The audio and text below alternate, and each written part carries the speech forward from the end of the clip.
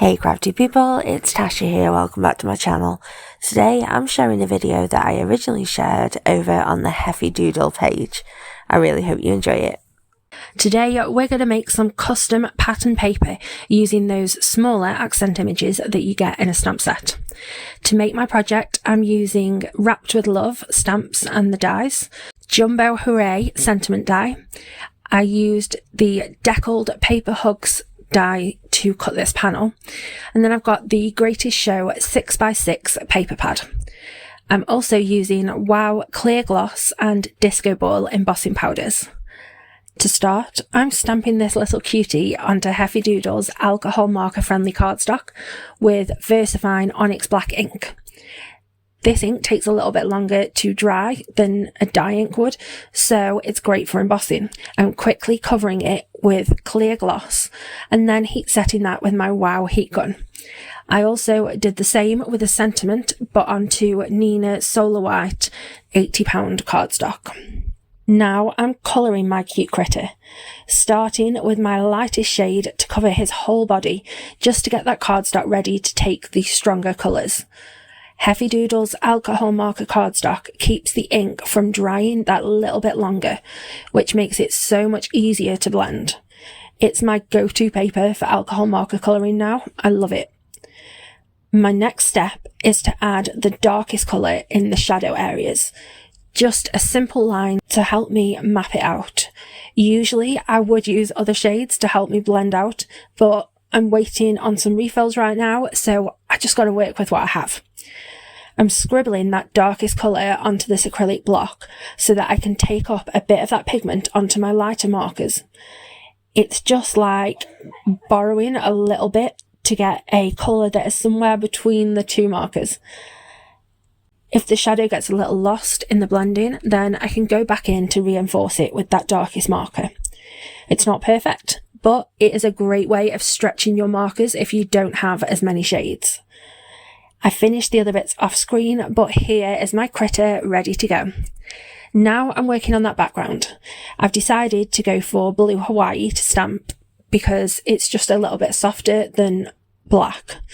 I've got my panel in my Misty and I'm adding 3 of the present stamps from Wrapped with Love, inking up with Blue Hawaii and stamping those down.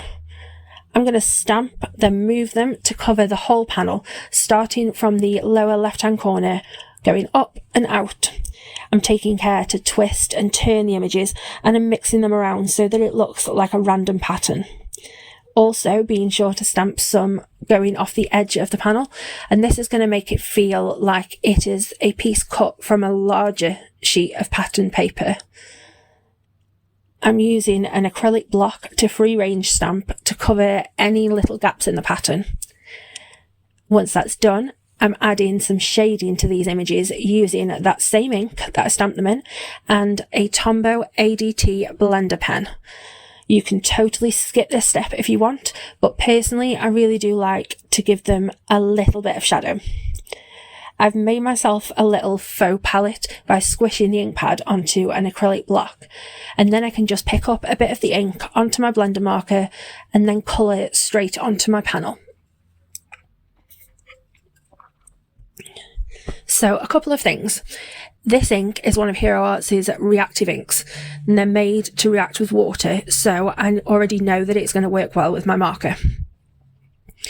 Also, the panel isn't watercolour cardstock. It is just Nina 80-pound, so it's not going to take any kind of traditional watercolour. But this way isn't really adding any moisture into the paper, so it's going to work for what I want. Now, if you were to go over and over the same spot, the paper will start to pill and you won't get a very nice finish, so you do need to be mindful of that.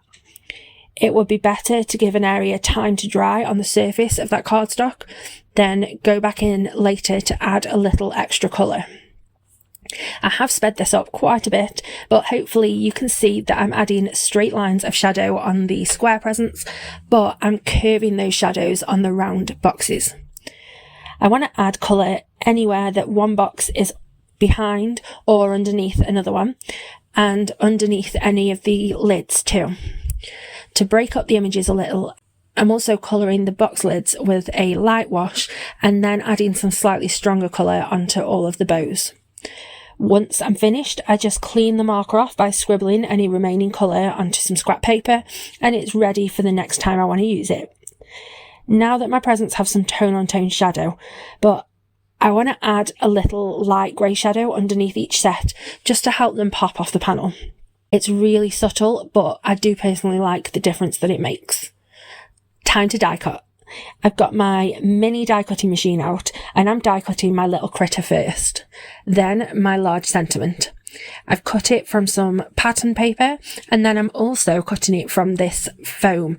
It's got adhesive on both sides.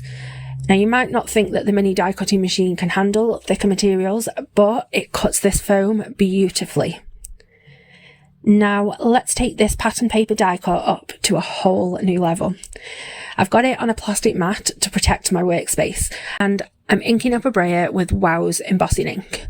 And then I'm rolling that over the Hooray die cut. I'm going in different directions just to make sure that the whole thing is covered nicely. Then I can bring in my scrap paper and pour this gorgeous disco ball embossing sparkles over the whole thing. So with any kind of chunky or sparkly powder, you want to heat it from underneath. That way you won't blow away any of those larger bits. And you can tell it's heated once it goes clear and shiny. I wanted even more sparkles, so I repeated it all to add another layer. And I love how it sparkles. There isn't a die cut to cut my stamp sentiment, so I'm fussy cutting it. I'm just using some small snips and I'm going really slowly and carefully, just mimicking the kind of shape that a die would cut this. I've cut the blue pattern paper to A2 size, which is 4 1/4 by 5.5 inches, and I'm adding the stamped piece with a couple of pieces of scrap paper layered up behind it for dimension. The embossed die cut goes onto the foam one, and then that goes onto the silver mirror shadow piece. I can add that to my card with liquid glue. I've got a double layer of cardstock strips behind my fussy cut sentiment, and then I can glue that across the sparkly die cut.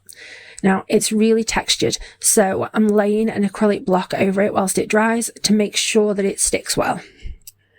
All that's left to do is adhere my little critter in place.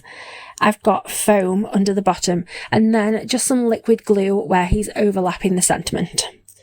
Now you could easily change this up to whatever colour scheme you like, and the techniques and ideas can be used with whatever supplies you have at home. Thank you for spending this time with me today, and if you are interested in any of the supplies that I've used, they're all linked below in the description box. If you prefer, there's also a visual list over on the Hefty Doodle blog. Please do hit that subscribe button if you aren't already, and have a lovely, happy, safe and wonderful week. Stay crafty. Bye.